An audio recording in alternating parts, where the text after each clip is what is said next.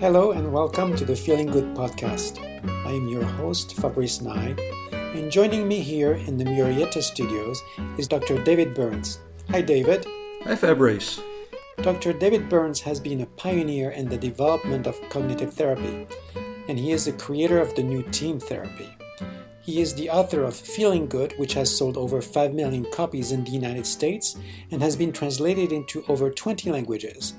He is an emeritus adjunct clinical professor of psychiatry at the Stanford University School of Medicine. Welcome to episode 103 of the Feeling Good podcast.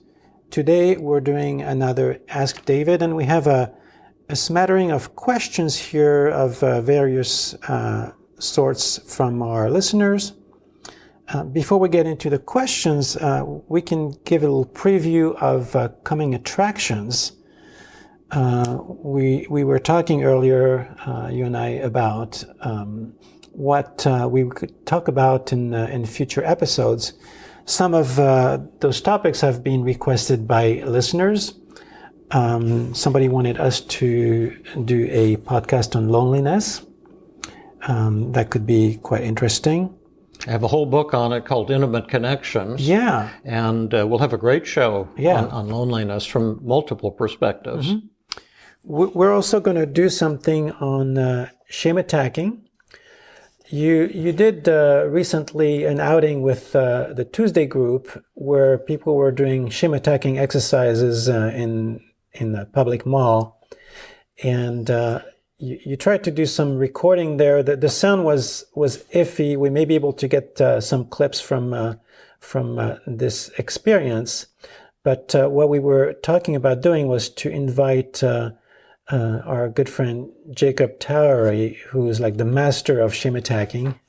He's the world shame attacking champion. That's right. Yes, he's returning pretendant with gold medals every year. Yeah, we'll have him, and also we're going to have a report from a special group in Melbourne, Australia, devoted just to doing shame attacking exercises. Yeah. And as a new treatment for, well, it's not new because we've kind of created it some years ago, but for social anxiety and to build self-confidence. And this fellow sent me a list of, 100 or so shame Stewart code, 50 or 100 shame attacking exercises you can do, and we'll publish that with that episode. Yeah, no, that sounds quite interesting. And Fabrice wants us to start a worldwide movement of people all over the world. I know. I think it would be cool to have circles around the world just going out and doing goofy stuff. Yeah, absolutely. It's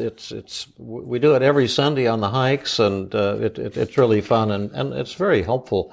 We're going to do an episode on chronic pain. Yeah, that's a more sobering topic. Or acute pain, actually. Exactly. Yeah. Yes. And then how to deal with. We have a whole file folder of 5 secrets questions, and we'll probably try to get Helen Yenny-Komshian back. We'll do an Ask David specifically on 5 secret questions. So quite a bit coming up. We don't know yet when we'll schedule what. But we're going to have the one on the self, no self. The self or the no self, for that matter. And so how to say no. How to say no, yeah. And a lot of cool stuff. Yeah. Okay, great. So moving on to today's questions. Wait, we have other announcements. Oh, yeah, sorry. We need somebody to index. Oh, yes, I forgot. Our podcast. Somebody who.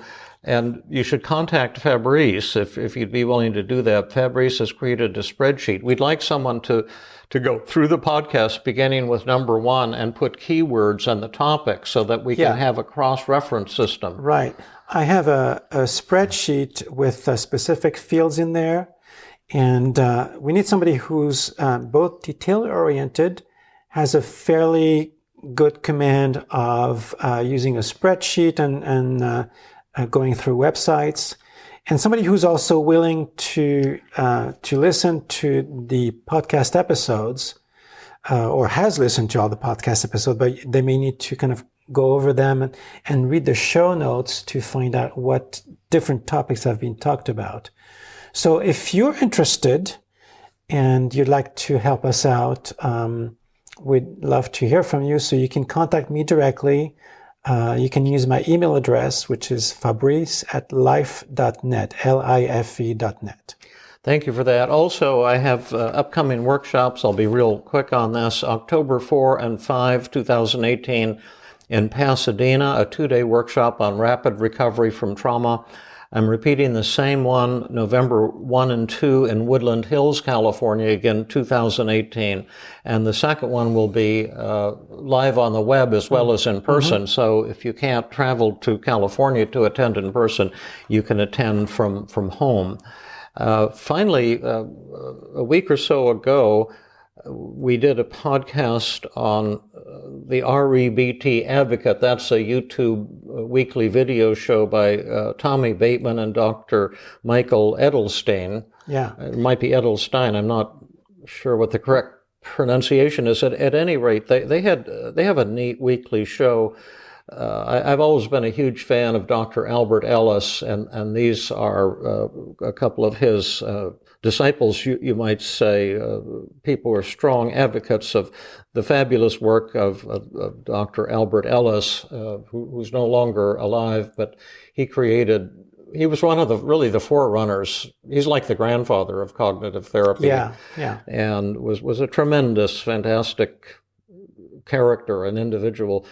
But anyway, Tommy Bateman and Dr. Michael Edelstein did a criticism of team therapy on their weekly show. Yeah. And you responded to that in episode 101. Yes. And then they graciously invited me to be on their show. Yeah. And I recorded that last Tuesday, and I'll put a link in to that. We had a fabulous dialogue, and they invited me back to do another show, and we found we had a tremendous amount in common. They have seen the light now. Yeah, that's right. And also it was a great chance to use the 5 secrets when your initial reaction to somebody who's criticizing you is to be kind of angry and irritated and defensive. Right. And then you can change your mindset and use the 5 secrets and develop a warm and genuine and terrific relationship with someone who you might have labeled as your enemy or someone you had to argue with or fight with. So that was really a wonderful personal experience for me too. Yeah. So quite a bit going on. So let's move on to the main topic today. So let's look at our listeners' questions. We have a question here. Oh, the first question is show notes. How can I get the show notes? Right, and so I was going to get to it. Oh, it's in there. Okay, this is the one. This is from Harald. Okay. Who is saying in his question, thank you for making those recordings available to the public. I've got one question regarding the show notes. Oh, yeah. They are frequently mentioned, and there was also one session which touched on how to get them via the website, but I don't seem to be able to find them. Can you advise on how to get those show notes, please? So I know that in the outro of the episodes, I typically give the address of the website, but let's be a little bit more specific about this. So each time we publish an audio episode, attached to that, there's also a blog post that we call the show notes on your website, feelinggood.com. And the way people can get to it, if they go to feelinggood.com, they can click on one of the tabs which is labeled Feeling Good Podcast. And it's the upper left-hand corner, right? Upper left-hand corner, yes. Once you do this and you scroll down, you'll see all the show notes for all the episodes in reverse chronological order. So right now I'm looking at the website as it stands now. What's being published is up to episode 101, and it's at the top of the page. And I scroll down and I see all the show notes, and I can keep scrolling down, and then I get to 100, 99, and the more you scroll down, the farther back, you go into the and then when you get to the bottom, episodes. you might be down to number 60, and then there's a thing you can click to come up with a whole new batch of them, and eventually you can get all the way back to number 1 or whatever show you're the you're earliest looking for. one that is on the front page is 92. So if I want to go to 91, I have to go all the way back to the bottom of the page and click on older posts. Yeah, nice. And one last thing, the coolest way to do it that I encourage people to do on any page on my website, and if you're on the website, if you look in the upper right-hand corner, there's a widget. Is that it there? The one that says follow blog via email. Yeah. So you can enter your email address and subscribe so that you get notified every time there's a new posting. Yeah, a new podcast or any of my blogs. Or any blog. You post a lot of things that are not necessarily associated with the audio episodes. Yeah, and there's the you can link there to the Sunday Facebook video broadcasts. There's just a wealth of free resources there on my website. Okay, so I hope that answers Harold's question.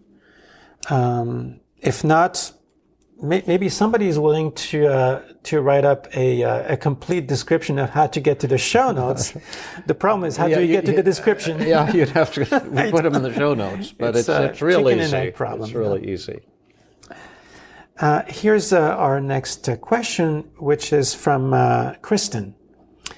And Kristin writes, Kristin? Yes. Okay. She says, I love your podcast and recommend it to so many people. She's a therapist in Switzerland. And I just sent her a therapist toolkit that she ordered. Oh, wonderful. Okay. Yeah. So she's saying how to deal with clients who obsess about the past. For example, someone who has intrusive thoughts about a cruel ex-lover or bullying classmates. And these thoughts play into the feeling that, or thinking about partners, exes, and so on. So, and this feeds into the idea that their life is miserable, that they can't move forward because they feel blocked by these harmful memories.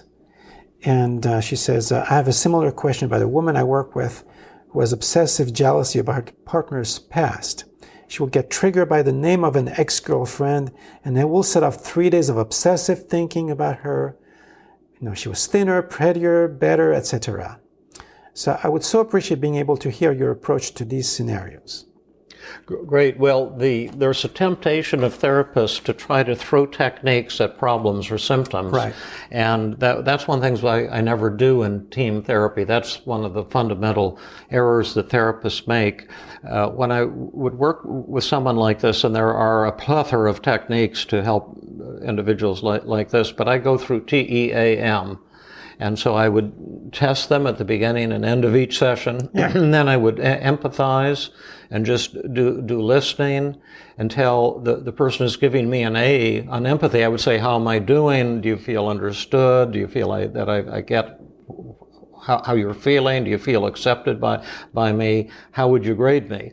And then once they give you an A, then I would go on to paradoxical agenda setting. What's a specific moment you would like my help? Where were you? What was going on? Probably fill out a daily mood log, the upsetting event, the feelings, the thoughts.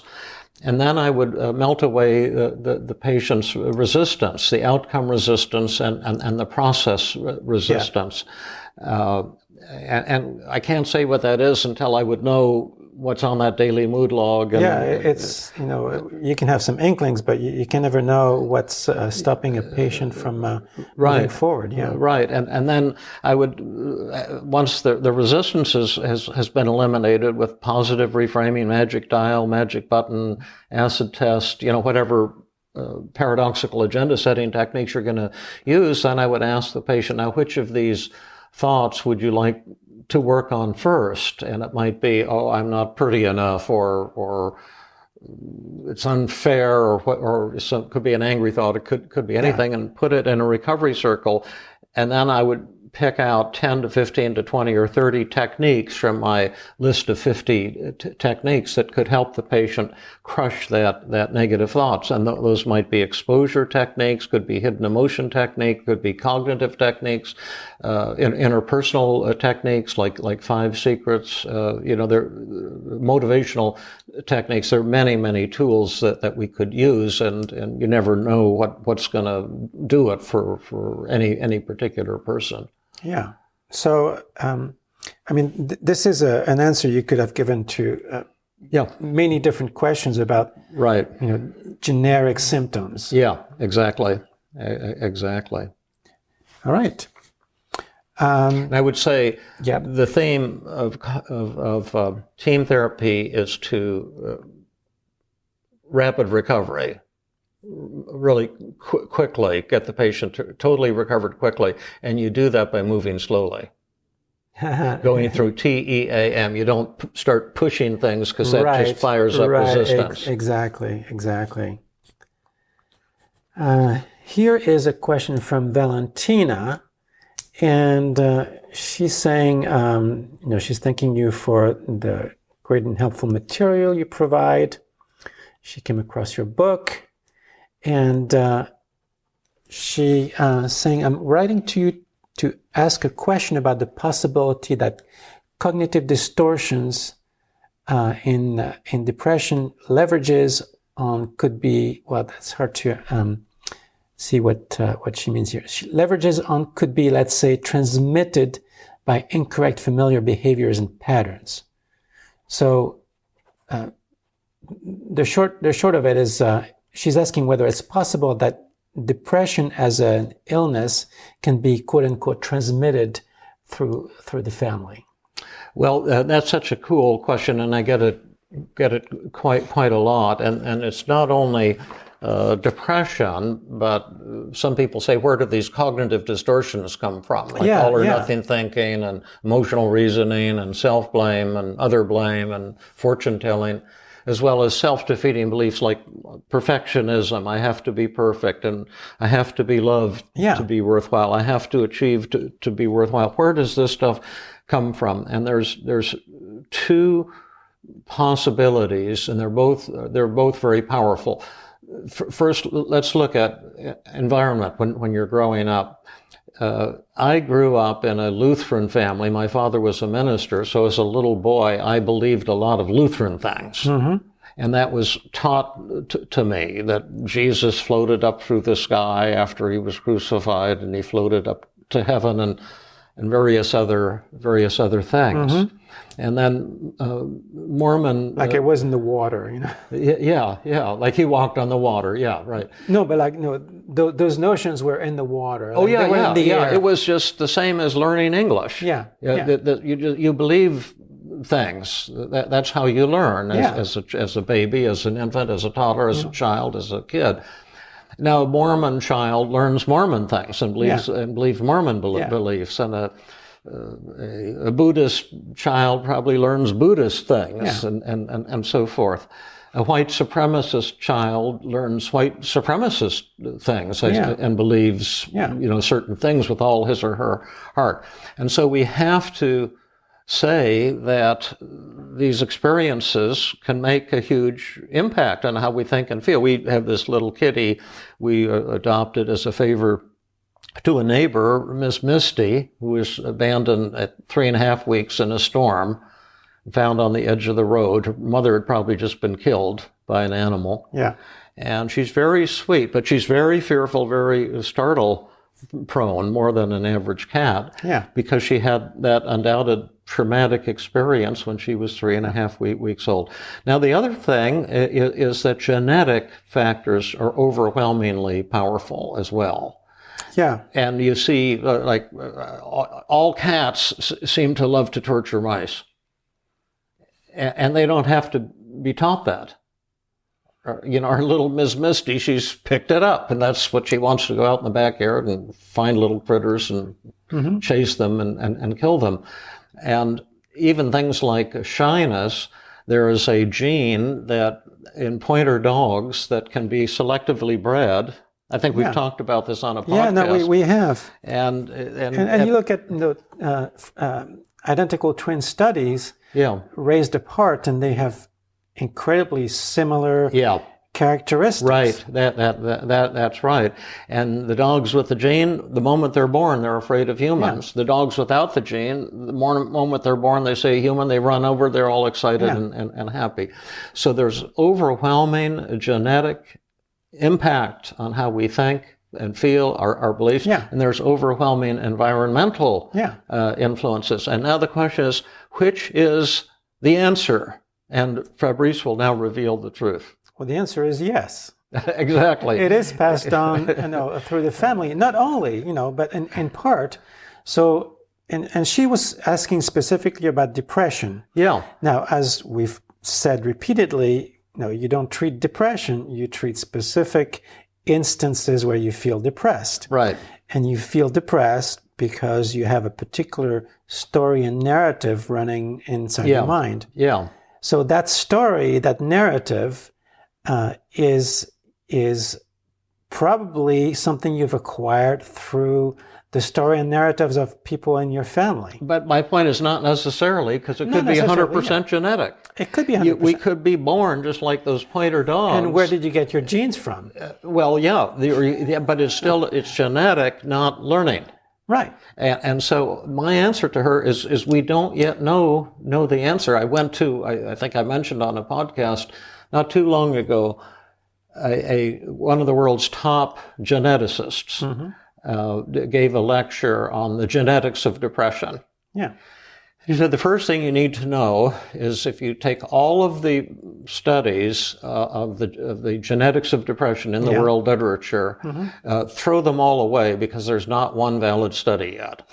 And then he went through to say how hard it is to study the genetics of depression. Someday we'll know, but we don't yet know. So it could be 100% genetic, it could be 100% learning and environment, or it could be some combo. The good news is we have fabulous tools to deal with depression, regardless of its origin. But I think a good cognitive therapist, a good psychologist, a good psychiatrist would be both humble and agnostic and say we don't yet know the answer to these incredibly exciting and important questions. Yeah, this makes me think of a parable that is taught in the Buddhist tradition. Oh.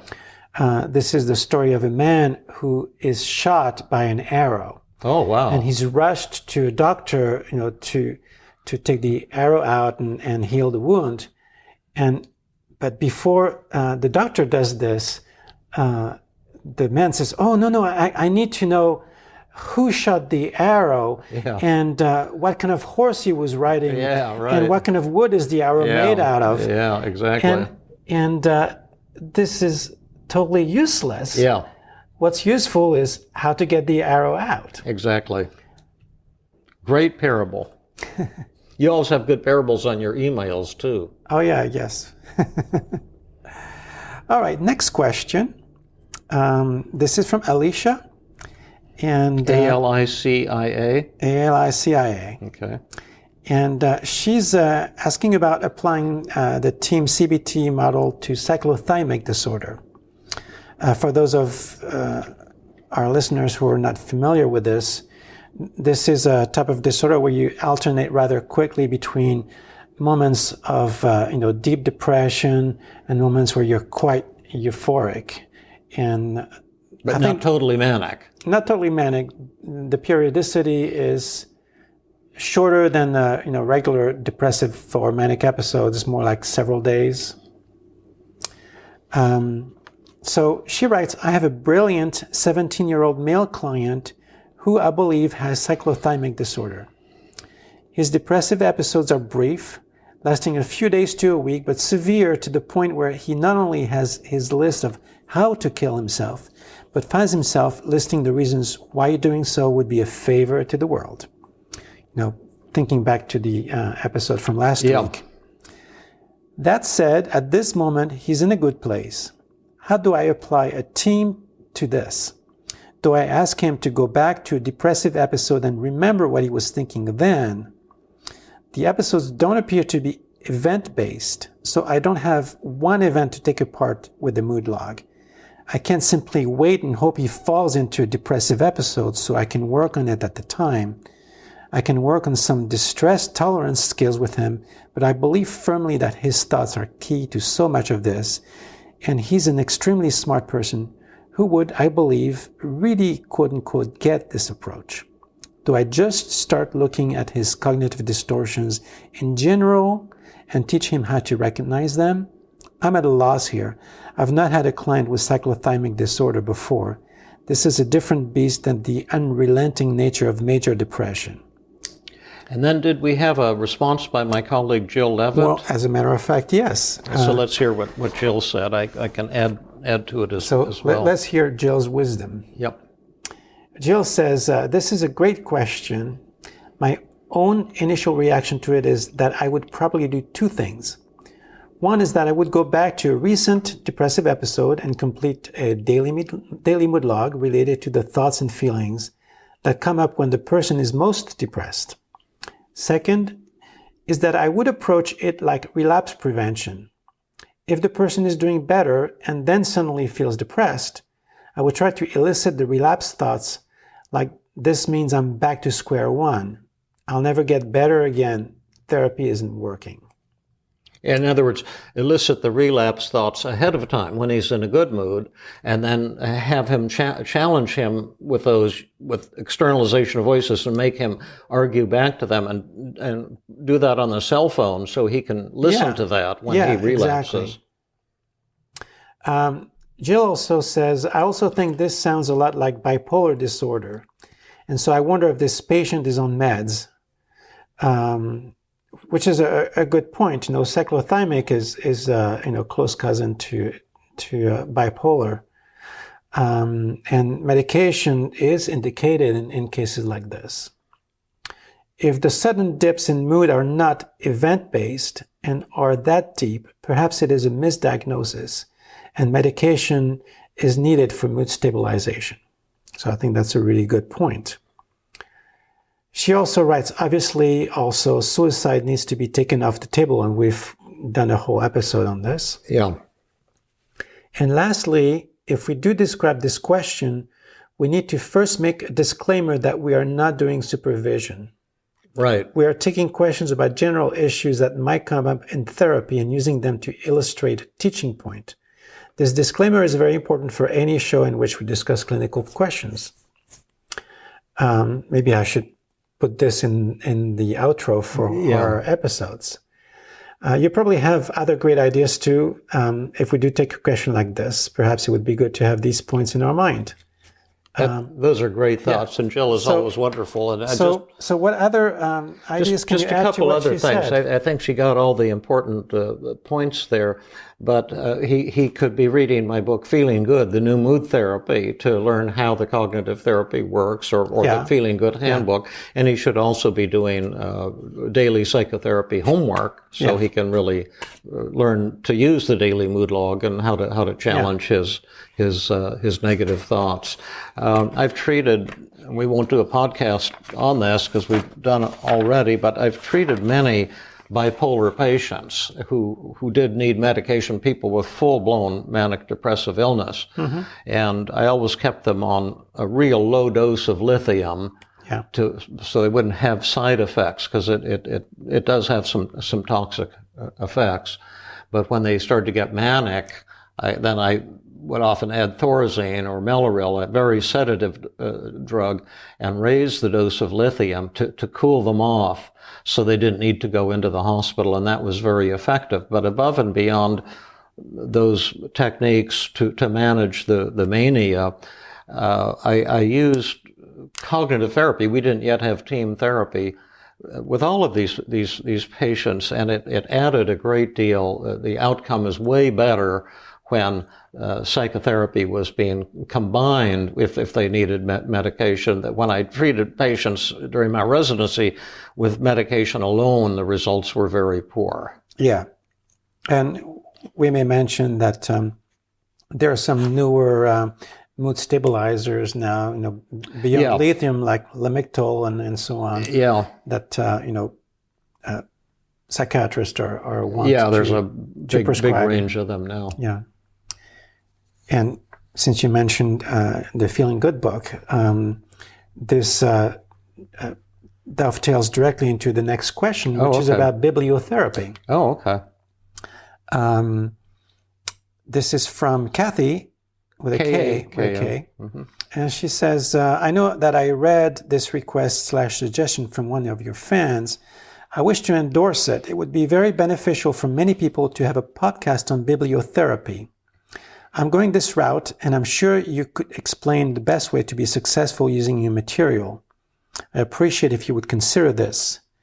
And I think that the next question is on a similar topic, so I'll read that one also. This is from Matt. And Matt says, I really appreciate the podcast as they are a great complement to working with the books.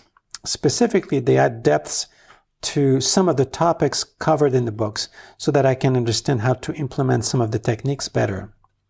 I was wondering if you might ever do a podcast on how to use the books to perform therapy at home on your own for those who are on a budget constraint for working with someone. Specifically, I really like when panic attacks. By the way, I want to second this. This is one of the very helpful ones. But I'm never sure which techniques to try or whether I'm using them appropriately or not. Anyway, thanks for all that you do. I'm glad to see you're pushing the mental health world into, quote, enlightenment.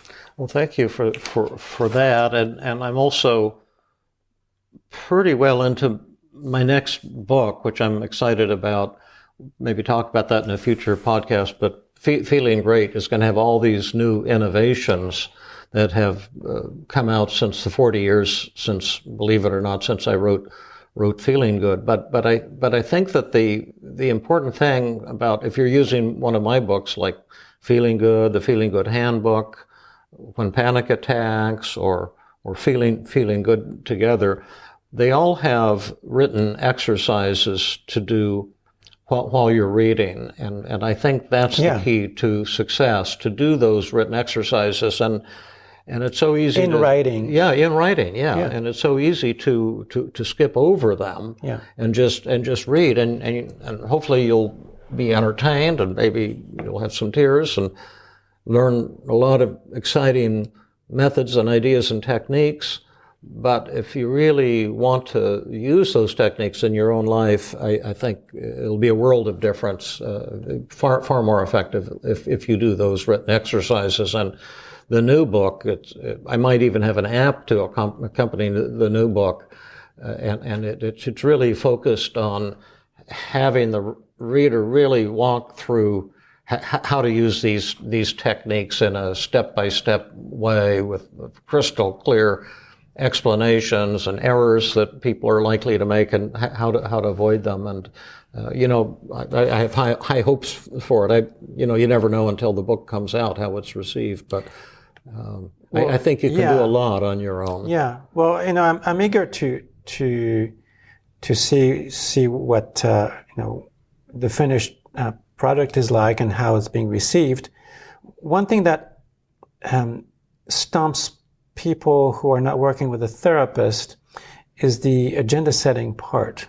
Like, how do you melt your own resistance? Yeah, surprisingly, I think that's going to be real easy for people. That's one of my motives in writing the new book. I know. So I think that was a needed piece of information.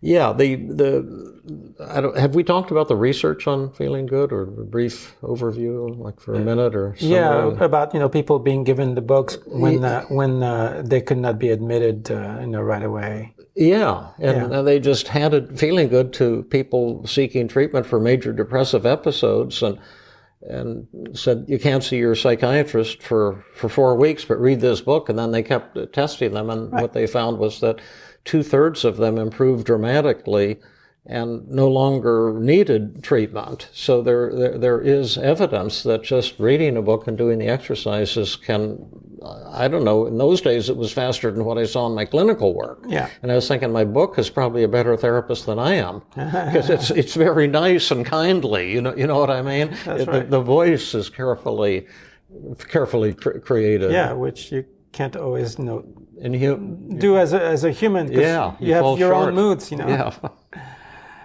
And here's one more question here from Matthew. Matt. Hew, yeah. Hi, Dr. Burns. In your experience working with depressed clients, has medication ever been necessary in addition to your therapy? I'm very skeptical of medication ever being necessary for depression unless the patient just can't grasp CBT. So I wanted to see what you think. Well, that's a great question. I can only give you my own take on it. When I was in clinical practice, I didn't see much from antidepressants. I gave them out if patients asked for them. 60% of my patients did not want medications, and they actually recovered faster than those who wanted medications, wanted antidepressants. Well, the fact that they're refusing medication might also be an indication of their own motivation. Yes. Yes, yeah. A great point, for sure. But the modern antidepressants are no better or not as good as the ones we had in the 1970s and 80s, and are and probably are not much better than placebos. That's what the research seems to show. Of course, a placebo can have a fairly good antidepressant effect. That's right, which is kind of nice. Yeah, but there was one category that I did have luck with. Okay. And you need a lot of expertise to prescribe them because they can be dangerous. But it's the monoamine oxidase inhibitor Parnate or tranylcypromine, and you have to stay on a careful diet when you're on it. Right. That's probably why they're not very prescribed nowadays. Yeah, and you have to have your own blood pressure cuff check your blood pressure an hour after you take the pill. It comes in 10 milligrams, and you can give up to 30 or 60 milligrams a day, 3 or 6 or even more pills a day. I always just gave one pill a day, and in the morning because it's stimulating. And I gave it to very severe patients that had anger problems and severe depression and severe anxiety, who were really kind of stuck and oppositional. And I had trouble connecting with them, and they were really, really challenging. And I would sometimes say try this Parnate. It's 3 to 6 pills a day, but you'll only need one pill a day. And about 50% of the time, within 3 weeks of starting that medication, they turned into like gurus or something. Their depression totally vanished. They became warm and developed wonderful relationships with people. And that's the only one I ever had much luck with. And then after they were, feeling great for, a couple of months, a month or two, then I'd taper them off it and they did fine. And then the odd thing was if they ever came back for a relapse years later, I'd give them one pill, and most of them would recover within an hour because their body would recognize that, and all of a sudden, bang! So they wouldn't even need to take it. Now, I don't know why. I think it does have some amphetamine effects of releasing, like speed does, and that might be part of it. I'm not sure, but whatever the mechanism, that's the only one that I thought really occasionally did, and only for this particular category of atypical depression. Well, I don't know, but I've never seen a client come into my office who had been prescribed an MAO inhibitor. They're rarely used, sadly. They require a lot of expertise. If the patient doesn't follow the diet, then they get a hypertension, have a stroke.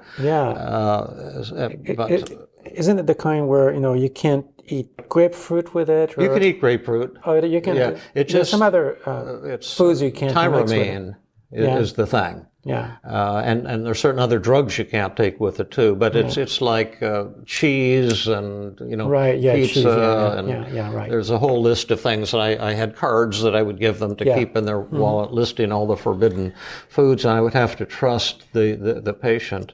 So I can imagine that, some psychiatrists might not want to take the risk and just prescribe standard SSRIs. And Exactly. I think it's probably very rare to find a psychiatrist who has the knowledge or courage to use them. But I never had any trouble with them. I said you have to monitor your own blood pressure. That's one thing most psychiatrists, even those who gave MAO inhibitors, they never gave that advice, because I discovered that the blood pressure often went up an hour after taking the pill, even if they didn't eat anything. Yeah. And so I'd say if you get up like 190/10, go to an emergency room. Yeah. And a few times they did that, and the people in the emergency room just said, well, you can rest here until your blood pressure comes down. So this is not a big deal. And nothing ever happened. Okay. Well, something to, keep in the back of your mind. Oh, and one other big point. I've never been anti-drugs. I'm only against drugs that don't work, and drugs that are over-promoted. And when people take drug after drug after drug, my philosophy is one drug at a time. Only one, and if that's not working, go to something else. Don't keep increasing the doses and all of that kind of baloney. But then if someone has schizophrenia, they may need a medication if they're fulminantly psychotic, and to bring them down out of that psychosis. Right. And if someone is mania, they're going to need a medication to bring them down. You can't stop mania with psychotherapy. Right, exactly. So let be clear about this. When we did some episodes about, the truth drugs, about antidepressants. We're talking about, selective reuptake inhibitors. Yeah. Those are mainly the ones that we're talking about, and we've explained why that we think that they don't work, or at least hardly better than placebo. Yeah. But Ed, on a good note, I would say, you're not prescribing drugs or referring Well, no, I'm a patients. psychologist. Well, but you're not probably referring people too often. I would. Sometimes I have some people who have, severe anxiety, and I say, talk to your psychiatrist. They may want to give you an as-needed benzo. Right. I think the good news is that, I've probably treated, I'm not in practice anymore, but in my teaching, I treat people with horrible depression and anxiety. I've probably treated 200, I would say, in the last 4 or 5 years at least. Mm-hmm. And almost every one of them has had a dramatic improvement in just 2 hours using TEAM with no medications at all. So I just think that it's great that we've got new, powerful forms of psychotherapy. And if real antidepressants are someday developed, then I would be enthusiastic about them. It's just that the medications that they're pushing right now aren't, in my experience, and what the research literature seems to show is that they fall short. Well, we may want to talk at some point about the ongoing research into using, psychedelic drugs. And ketamine. Ketamine. Yeah. Psilocybin. Yeah. MDMA. And you've been involved in some of that research, and I think that's so cool and exciting research. So we could have a podcast on that. Yeah, well, we can ask our listeners if they're interested in hearing about this. Yeah. But for now, we'll say goodbye, and thank you so much. Thank you, Fabrice, and thank you all of you for the great questions. This has been another episode of the Feeling Good podcast. For more information, visit Dr. Burns' website at feelinggood.com, where you will find the show notes for this podcast under the blog page, and where you can leave your comments and questions. The website has an abundance of resources for therapists as well as non-therapists, including books, workshops, a list of online training groups around the world, and much more. Theme music is Gypsy Jazz in Paris, 1935, composed and performed by Brett Van Donsel. I am your host, Fabrice Nye, and I invite you to join us next time for another episode of the Feeling Good podcast.